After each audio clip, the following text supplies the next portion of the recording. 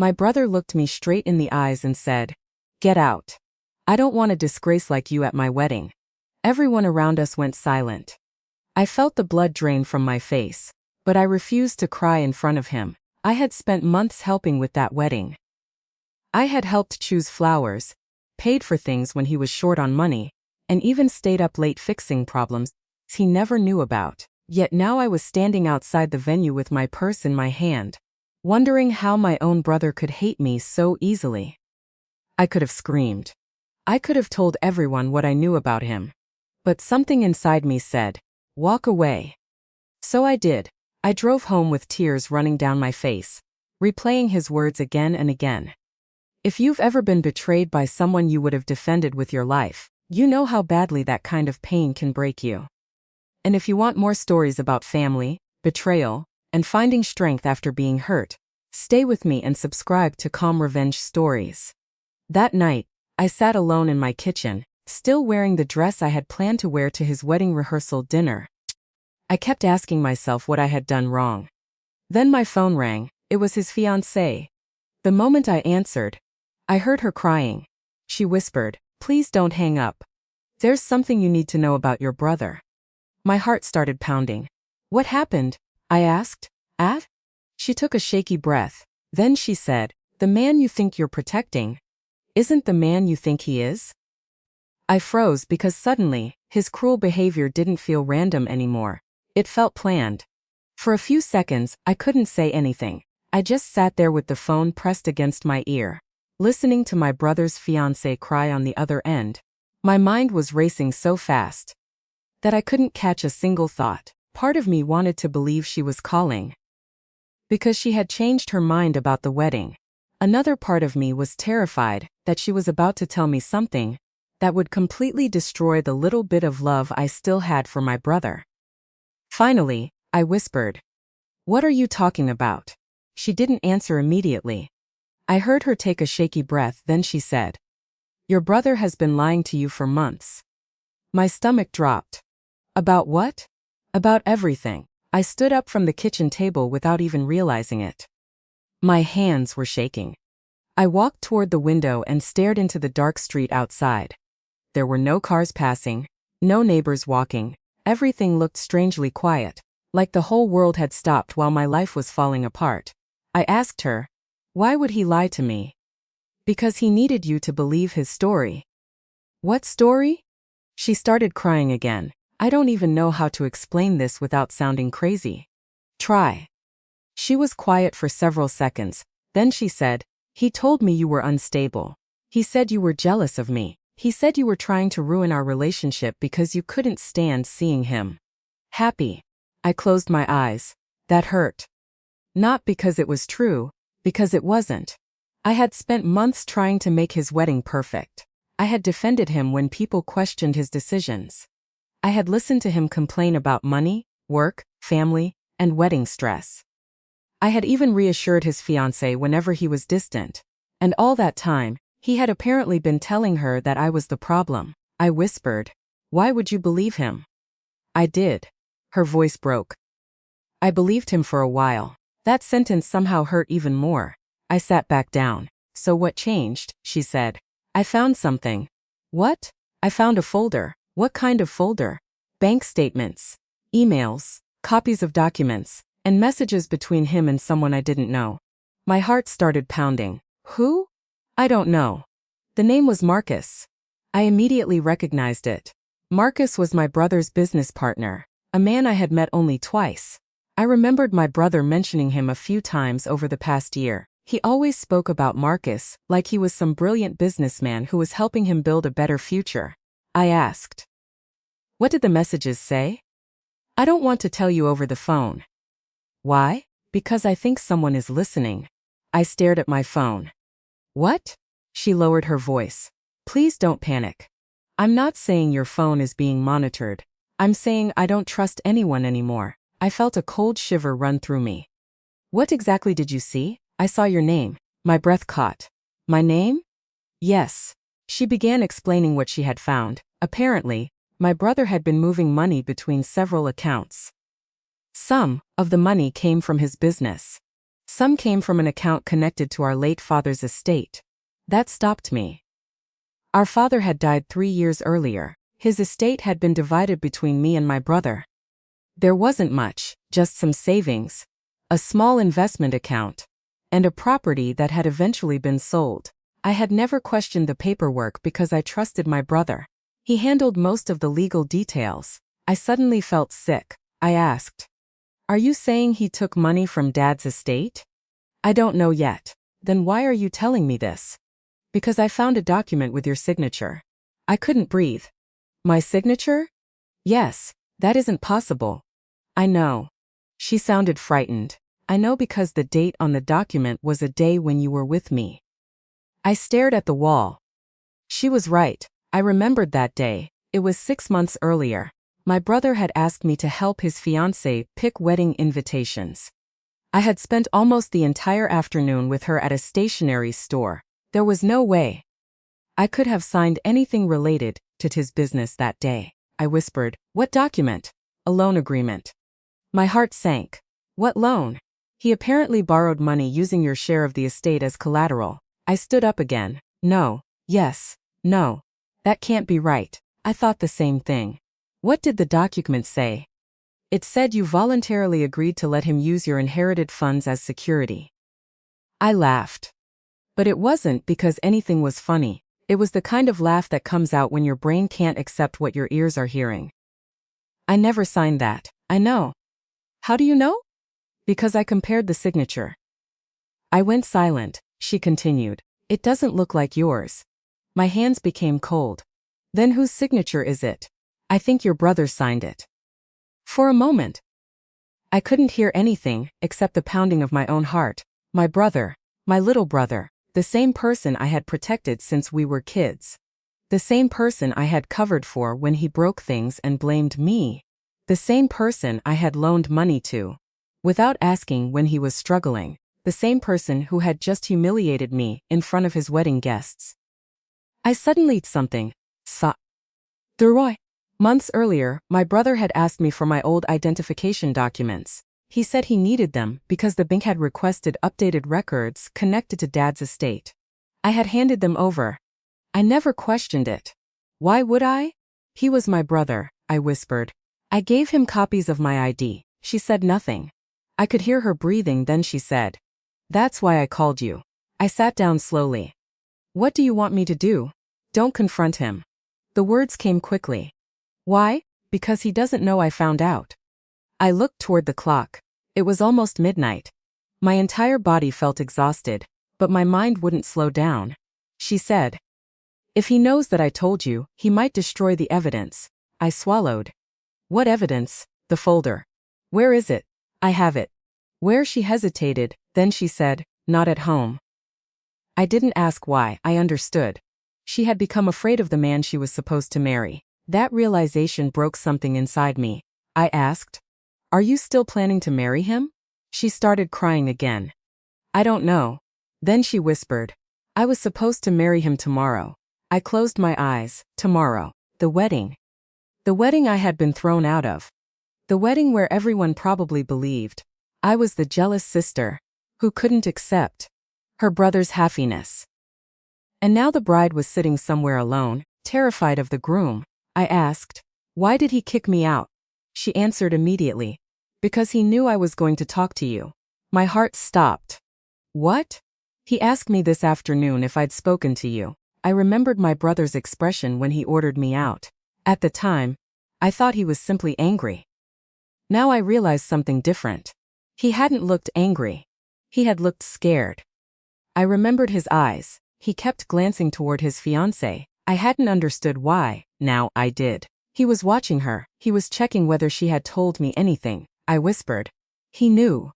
"Yes. He knew you found something." "I think so." "Then why didn't he stop you from calling me?" "He probably thought I was too scared." I stared at my hands. She was right.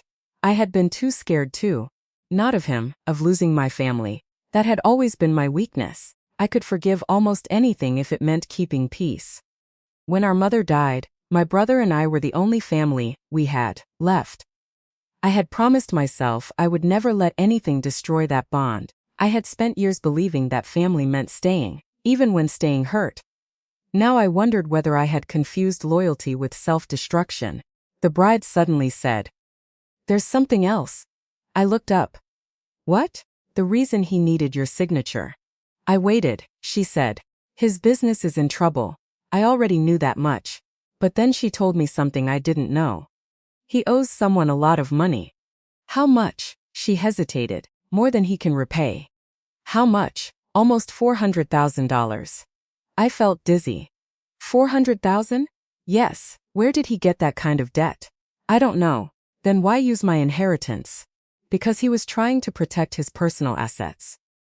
I slowly understood. If his business collapsed, creditors could come after him.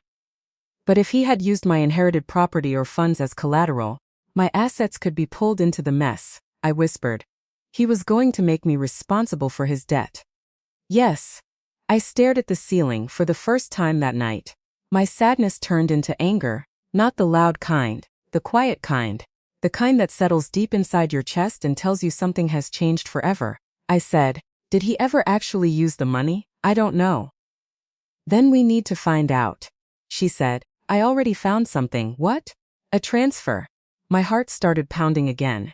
"When?" 2 weeks ago." "How much?" $85,000. I froze. 85,000? Yes. Where did it go? Into an account connected to Marcus. I couldn't speak. The pieces were beginning to fit. Marcus. The business, the loan, my signature, my inheritance, the wedding. And suddenly, I remembered something that had happened 2 weeks earlier. My brother had called me. He sounded unusually happy. He told me that everything was finally going to work out. I had asked him what he meant. He said, "After the wedding, you'll see." At the time, I thought he was talking about the family becoming closer. Now the words sounded completely different. After the wedding. Maybe the wedding wasn't just a celebration. Maybe it was part of his plan. I asked the bride, "What happens after tomorrow?" She said, "That's what I'm afraid of." "Why?" "Because I found another document." "What document?" A power of attorney. My heart sank. "Whose?" "Yours." I stopped breathing. "He had a document that gives him authority to act on your behalf." I whispered, "I never gave him power of attorney." "I know." "Then, how did he get it?" "I don't know." My mind started replaying every conversation I'd had with my brother over the past year. Every time he asked for a copy of my driver's license. Every time he said a bank needed verification. Every time he told me not to worry about paperwork. Every time I trusted him. I suddenly felt ashamed. Not because I had done anything wrong. Because I had trusted someone who didn't deserve it.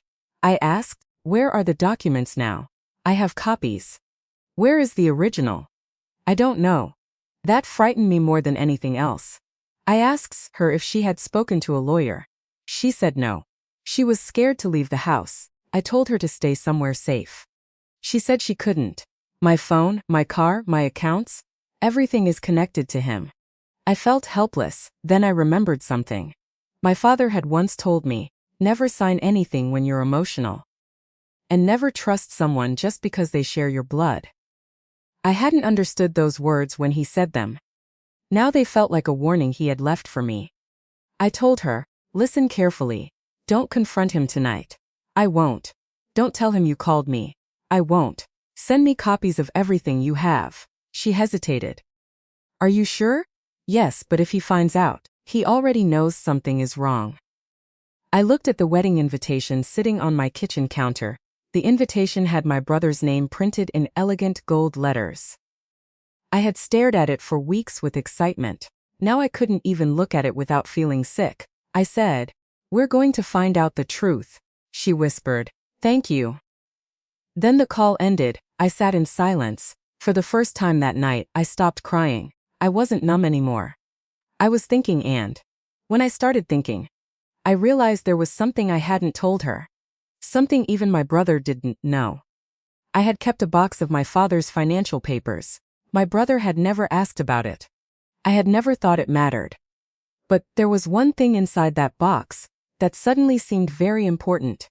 An old notebook. My father's handwriting filled every page. He had written down account numbers, property details, passwords, names of attorneys, and notes about family finances. I had kept it because it reminded me of him. I went to my bedroom and pulled the box from the back of my closet. My hands were trembling as I opened it. I found the notebook underneath several old photographs. I turned the pages. Most of it was exactly as I remembered. Then I reached the section about the estate. I stopped. There was a note beside my name. I read it twice, then 3 times. I felt the room spin. Because my father had written something I had completely forgotten. He had specifically instructed that neither my brother nor I could use the inherited property as collaterals. Without the written approval of an independent trustee, my brother couldn't legally pledge my share of the estate without another person's approval. That meant the loan document was even more suspicious than I had realized. I quickly took pictures of the page. Then I noticed another note, a name, a lawyer, someone my father had trusted. I searched through my phone and found the number. I stared at it for several minutes. It was almost 1 in the morning. I knew I shouldn't call, but I also knew that if my brother was planning something, every hour mattered. So I called. The lawyer answered after several rings. I introduced myself. The moment I mentioned my father's name, his voice changed. He asked, "Is everything okay?" I said, "No." Then I told him enough to make him understand. I didn't tell him everything. I didn't mention the bride. I didn't mention the wedding. I simply said that I believed someone had used my identity to create financial documents. He became serious. "Do you have copies?" "Yes." "Don't send them over regular email." "Why?" "Because if your identity has been compromised, you need to assume someone may have access to your accounts." My heart started pounding again. He told me to freeze certain accounts, contact the bank, and preserve every message and document. Then he asked one question. "Has your brother had access to your identification?" I swallowed. "Yes." There was a pause, then he said, "You need to act immediately." I barely slept that night. I sat at my kitchen table until sunrise. Every few minutes, I checked my phone. The bride sent me photographs of the documents. I opened them one by one. There was the loan agreement. There was the power of attorney. There were bank records. And then there was something that made my entire body go cold. An email. The sender was my brother. The recipient was Marcus. The subject line read, "Once she signs, we're clear." I stared at those words for a long time. He hadn't even written my name. I felt something inside me crack. I wasn't his sister in that message. I was an obstacle, a signature, a source of money, something he needed to control. I kept scrolling. The next email said, "She'll never question it. She's too loyal to family." I covered my mouth with my hand. That sentence hurt more than being kicked out of the wedding, because it was true. He knew exactly what kind of person I was. He knew I would trust him. He knew I would help him. He knew I would forgive him. And he had used all of it against me. Then I found another message. This one was from Marcus. It said, "What about after the wedding?" My brother replied, "After she signs the final papers, she'll have no choice." I stopped breathing. Final papers. What final papers? I called the bride immediately. She answered in a whisper, "Did you see it?" "Yes." "What does he mean by final papers?" "I don't know." Then she said something that made my blood run cold. "He asked me to bring you to the house after the ceremony." "Why?" "He said he wanted us to make peace."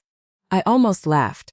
Make peace? Yes. What else? He said there would be paperwork. I felt sick.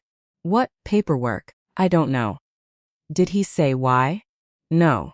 I stared at the documents spread across my table. Then I understood the wedding wasn't the end of his plan. It was the beginning. He needed me emotional. He needed me isolated. He needed everyone around me to believe I was the unstable sister who caused problems. He had already started building that story. And if I walked into that house after the wedding, surrounded by people who believed him, he could pressure me into signing whatever he wanted. Maybe he planned to make me feel guilty. Maybe he planned to threaten me. Maybe he would tell me that, if I didn't sign, his marriage would collapse. Whatever the method, he believed I would eventually surrender, because I always had before. That was when I made a decision. I wasn't going to fight him the way he expected. I wasn't going to scream. I wasn't going to expose him at the wedding. I wasn't going to beg my family to believe me. I was going to let him think his plan was working. The bride asked, "What are you going to do?" I looked at the sunrise coming through my kitchen window. I said, "Nothing." She sounded confused. "Nothing? Not yet. But what if he hurts you financially?" "He already tried." "What if he gets away with it?" "He won't." "How do you know?" I looked at my father's notebook. "Because he made one mistake." "What mistake?" "He underestimated how much evidence he left behind." I spent the next several hours gathering everything. Bank statements, Femstock's text messages, the suspicious documents, my father's estate records, copies of my identification, every conversation with my brother about the money, every message where he asked me for paperwork. I made copies and stored them in different places. Then I called the bank. The representative asked me security questions. When she told me there had been unusual activity connected to my estate account, I felt my stomach tighten. "Can you tell me when?" She gave me the date. It matched the transfer the bride had discovered, $85,000. I asked where it went. She told me they couldn't discuss the receiving account without additional verification. I understood. I asked what I needed to do to protect myself. She gave me instructions. I followed everyone. By the time the sun was fully up, I had changed passwords, secured my accounts, contacted the lawyer, and preserved the evidence. Then my phone rang. My brother. I stared at his name. For years, seeing his name on my screen had made me smile. That morning, it made my heart race. I answered. He sounded completely calm. "Hey." I said nothing. He continued. "I know last night was bad." I almost laughed. Bad? That was what he called it? He had humiliated me, thrown me out, called me a disgrace. And now he wanted to pretend it was just a misunderstanding. I said, "What do you want?" He sighed. "I want you to understand why I did what I did." "Why did you?" "I was protecting the wedding." "From me?" "Yes." I closed my eyes. He was still lying even now. He said, "You've always had a problem accepting my choices." I wanted to scream. Instead, I asked, "Do you really believe that?" He paused, then he said, "You need to stop making everything about yourself." I almost couldn't believe it. I asked, "Did you ever love me?" Silence. That question seemed to hit him harder than anything else. He finally said, "Of course I do." "Then why did you call me a disgrace?" I was angry. "Why did you tell people I was jealous of your fiancé?" "I never said that." I looked at the documents on the table. I knew he was lying. I said, "Okay." He sounded surprised. "Okay? Yes. That's it?" "Yes." He waited. Then he said, "I want you to come to the house tomorrow morning." "Why?" "We need to talk." "About what?" "Family." I almost smiled. Family. That word had protected him for years. Whenever he hurt me, someone would say, "He's your brother." Whenever I disagreed, someone would say, "Don't destroy the family." Whenever I needed an apology, someone would say, "Just let it go." But this time I wasn't letting anything go. I asked, "Will your fiancé be there?" He went silent. That silence told me everything. Then he said, "Why?" "Just asking. She doesn't need to be involved." I smiled for the first time that morning, because I knew exactly what he was afraid of. I said, "I'll think about it." Then I hung up. I didn't tell him what I had discovered. I didn't tell him the lawyer was involved. I didn't tell him the bank had been contacted. I didn't tell him the bride had copies of everything. I let him believe I was still the same sister he could manipulate. Then I received one final message from his fiancée. It contained a photograph. The photograph showed a document sitting on my brother's desk. At the bottom was a signature. Mine. Or at least a signature that looked like mine. But above it was a date. And that date was the same date my father had died. I stared at the screen. My father had been dead for 3 years. The document claimed I had signed it on the day he died. I knew exactly where I had been that day. At the hospital, holding my father's hand, crying so hard I could barely breathe. There was no way I had signed that document. And suddenly, I realized something even bigger. My brother hadn't just stolen my identity. He had been planning this for a long time. maybe much longer than I had imagined. I looked at the wedding invitation again, then I slowly tore it in half. For the first time in my life, I wasn't afraid of losing my brother. I was afraid of what would happen if I kept calling him family. By 8 that morning, I had stopped feeling like the woman who had been thrown out of her brother's wedding. I was someone else now. Someone colder. Someone more careful. Someone who finally understood that love without boundaries can become a weapon in the hands of the wrong person. I sat at my kitchen table, with my father's old notebook open in front of me. The page with his handwriting was slightly yellow from age. I ran my finger over the words, almost as if touching them could somehow bring him back. I wished I could ask him what to do. I wished I could hear his voice one more time. I wished I could tell him that the son he trusted was trying to destroy the daughter he had spent his whole life protecting. But my father was gone, and I was alone. At least, that was what I thought. My phone buzzed. It was his fiancée. "Are you awake?" I replied immediately. "Yes." A few seconds later she called. Her voice was barely above a whisper. "He knows something is wrong." My chest tightened. "How?" He asked me why I was acting nervous. "What did you say?" I told him I was tired. "Did he believe you?" "I don't know." She started crying. I closed my eyes. I hated hearing her cry, not because I blamed her, because I knew exactly how she felt. She had planned a future with a man she thought she knew. She had picked flowers, tasted cakes, chosen a dress, written invitations, and probably spent nights dreaming about waking up beside him for the rest of her life. Now she was realizing that the man she loved might have built that future on lies. I asked her, "Where are you?" "At the house." My heart jumped. "You're still there?" "Yes." "Why?" "I don't have anywhere else to go. You can come here." There was silence, then she said, "Are you sure?" "Yes." "But your brother." "I don't care what he thinks anymore." Those words surprised even me. For years, I had cared. I had cared. I had cared about what he thought, what my mother would have thought, what relatives would say, what family friends would think. I had spent so much of my life trying to keep everyone comfortable that I had forgotten how uncomfortable I was. She arrived about 40 minutes later. When I opened the door, she looked nothing like the confident bride I had seen at the rehearsal. Her eyes were swollen, her hair was messy. She was wearing yesterday's clothes. She held a small bag against her chest like it was the only thing keeping her together. I stepped aside. She walked in. For several seconds, neither of us said anything. Then she looked at me. "I am so sorry." I shook my head. "Don't apologize for his choices." But I believed him. So did I. That made her cry harder. I hugged her. It felt strange. A woman I had once thought might become my sister-in-law was now standing in my kitchen, seeking safety from my brother. We sat at the table.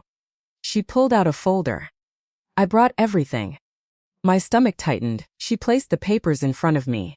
There were bank records, accounts, copies of contracts, screenshots, and photographs. I started going through them. At first, nothing seemed new. Then I found a series of emails between my brother and Marcus. The messages went back almost a year. Almost a year. I looked at her. "How long has this been going on?" "I don't know." I kept reading. My brother had complained about his business. He had talked about debts. He had discussed investors. He had talked about protecting assets. But then the tone changed. He started mentioning me. "She trusts me. She won't ask questions. She'll sign if I tell her dad wanted it." My hands started shaking. I looked at the date. That message was sent 11 months earlier. 11 months, I whispered. He started before the wedding. She nodded. Yes. I kept reading. Then I saw something that made my blood run cold. A message from Marcus said, "Does she know about the property?" My brother replied, "No. She thinks it was sold clean." I stared at those words. "What property?" She looked confused. "I don't know." I turned to the page in my father's notebook. There was a property listed there. A small commercial building my father had owned. I thought it had been sold after his death. My brother had told me the buyer offered a good price. He said the money had been divided. I had received my portion. At least, I thought I had. I searched through my old bank records. The amount my brother claimed was my share was there. But something didn't feel right. I pulled out my father's notebook again. The property value listed there was much higher than the amount my brother had told me. I stared at the numbers, then I calculated the difference. My heart began pounding. It wasn't a small amount. It was hundreds of thousands of dollars. I looked at her. He lied about the sale. She whispered, "What?" "My father's property." I showed her the figures. She covered her mouth. "Are you sure?" "No." That was the honest answer. But I knew where to find out. I called the attorney who had handled my father's estate. He answered on the second ring. I explained what I had discovered. There was a long silence. Then he said something that made me sit upright. The property was never sold. I couldn't speak. What? The property was transferred. To whom? Another pause. Your brother's company. I felt like the floor had disappeared beneath me. Without my approval? According to the documents we have, there was an authorization. What authorization? A power of attorney. My eyes moved slowly toward the document on the table. The fake power of attorney. I whispered. When? He gave me the date. It was almost exactly a year ago, the same period when my brother had started asking me for copies of my identification. I suddenly understood. The wedding wasn't the beginning. The wedding wasn't even the middle. It was the final step. He had been moving pieces around the board for almost a year. And I had been smiling beside him, believing we were planning a wedding. I felt sick. The attorney asked, "Do you still have your original identification?" "Yes." "Has anyone had access to it?" "My brother had copies." "That's concerning." "Can you stop the transfer?" He answered carefully. "We need to review the documents immediately." I told him I would bring everything. Then I hung up. The bride looked at me. "Your brother stole your inheritance." I shook my head. "Not just mine." She looked confused. "What do you mean?" I pointed to my father's notebook. "This property was supposed to be divided between us." She stared at the page. "He stole his own share too?" I nodded. "And probably used both." The room became quiet. For the first time, I wondered how desperate my brother really was. If he had been willing to forge my signature, lie about our father's property, and risk prison just to keep his business alive, then this wasn't only greed. He was trapped, and trapped people could become dangerous. I told her we needed to be careful. She nodded. Then she asked the question I had been avoiding. "What are you going to do about the wedding?" I looked at her. "I don't know," she swallowed. "It's supposed to start in a few hours." I checked the clock. She was right. The ceremony was scheduled for noon. My brother was probably already getting dressed. Guests were probably arriving. Flowers were probably being arranged. Music was probably being tested. And somewhere inside that building, my brother was preparing to stand in front of everyone and promise honesty to a woman he had lied to. The irony was almost unbearable. I asked her, "Do you want to go?" She shook her head immediately. "No." "Then don't." "What if everyone blames me?" "Let them." "What if he tells them I left him?" "Let him." "What if they believe him?" I looked at her. "They probably will." She stared at me. I continued. "Until they see the evidence." Her eyes filled with tears. "You really think the truth will come out?" I looked down at the folder. "I don't think." "I know." But there was something I hadn't told her. I wasn't planning to expose him at the wedding.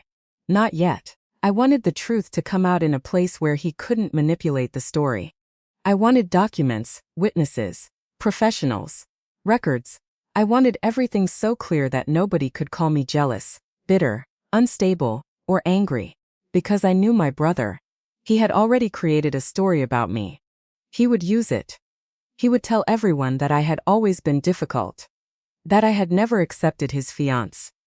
That I had wanted attention. That I had tried to sabotage his wedding, and if I stood up in front of a room full of people and accused him, he would simply turn me into the villain.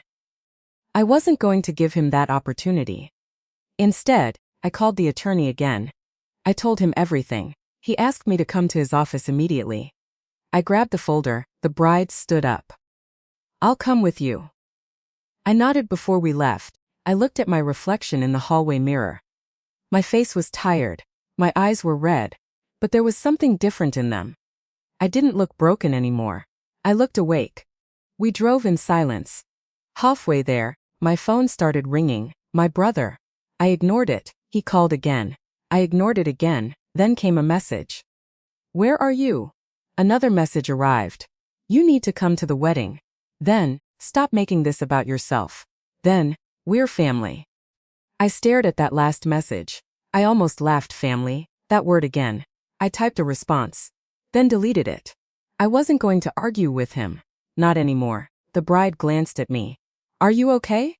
I said. I'm learning. Learning what? That silence can be more powerful than arguing. She nodded. We arrived at the attorney's office. He had already pulled my father's estate file. He spread the documents across the conference table.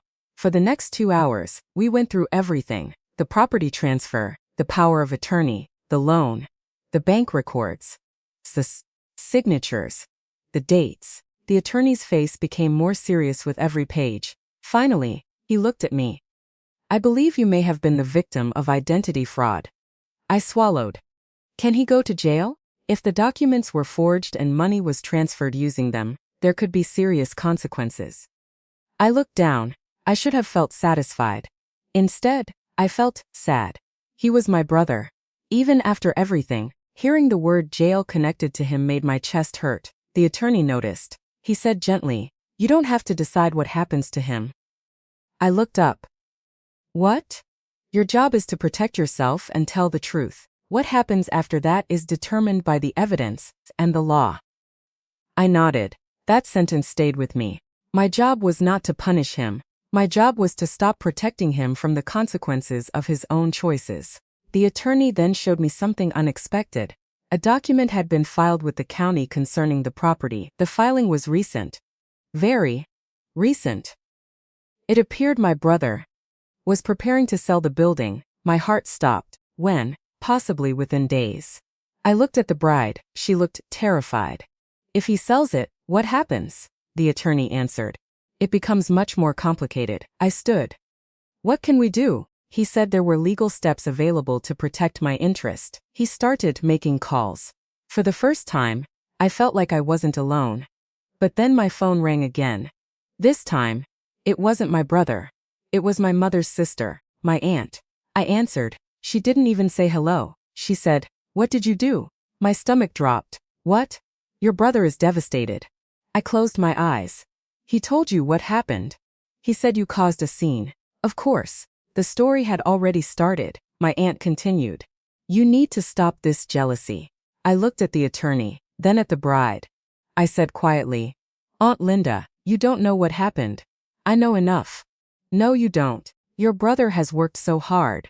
So have I. She scoffed. You've always been jealous of him. That sentence hurt.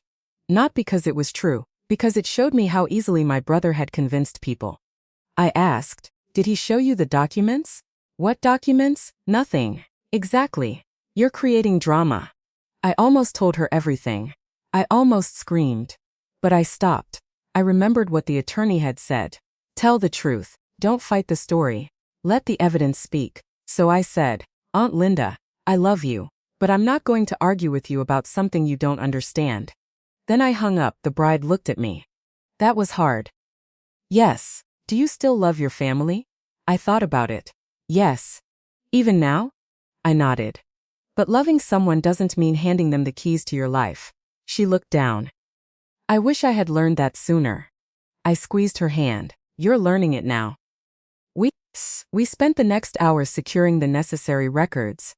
Then the attorney told me something that changed everything. He had discovered that my brother had tried to schedule a meeting with a notary that afternoon. The purpose? To finalize documents involving my inheritance. I stared at him. He's still trying. Yes. Even though he knows I left? He may not know what you know. That was true. My brother probably believed I was still emotional. Still hurt. Still easy to control. He probably thought the wedding had given him enough leverage. He probably thought I would eventually come begging for forgiveness. Instead, I was sitting in a lawyer's office preparing to protect everything my father had left me. I asked the attorney, what if I go to the meeting? He looked at me. Why would you? To see what he planned. The bride immediately shook her head. No. I looked at her. He doesn't know what we know. That doesn't mean it's safe. I won't go alone. The attorney was quiet. Then he said, I don't recommend confronting him personally. I understood, so I didn't. Instead, we waited. And we watched. By noon, my brother's wedding ceremony had started. I wasn't there. Neither was his fiancée. The guests had gathered, the flowers were arranged, the music had probably begun. And my brother was standing at the altar alone. I wondered what he was telling everyone. Maybe he said she was sick. Maybe he said there had been a family emergency. Maybe he blamed me. I didn't know.